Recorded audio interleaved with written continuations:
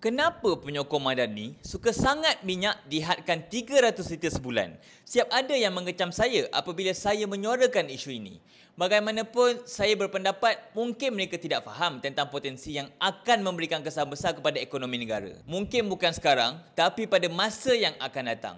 Apabila subsidi RON 95 dihadkan pada 300 liter dengan harga RM1.99 dan jika baki seterusnya perlu bayar RM2.60 seliter, tak mustahil ia boleh menyebabkan kenaikan kos sara hidup. Pertama, anda tidak boleh samakan kehidupan anda dengan orang lain. Sebagai contoh, ada banyak keluarga yang ulang-alik jauh dari tempat kerja, pemandu e-hailing, penghantar barang dan petani sangat senang untuk melebihi 300 liter. Bil minyak mereka boleh naik 30% atau lebih dalam sebulan. Ya, saya faham, kajian tentang e-hailing masih berjalan.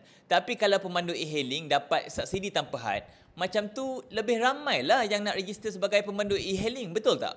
Kedua, bila kos pengangkutan naik, harga barang pun tentu akan naik. Sayur, beras, barang runcit, bahan binaan, semua akan jadi lebih mahal. Dan kedai makan, restoran pun tak terkecuali untuk kenaikan harga. Ketiga, anda kena faham, apabila kenaikan kos, peniaga terpaksa pindahkan kos kepada pengguna, iaitu kita semua. Pekerja pula akan mula minta gaji lebih dan akhirnya kos sara hidup seluruh rakyat meningkat, walaupun kita sendiri guna kurang dari 300 liter.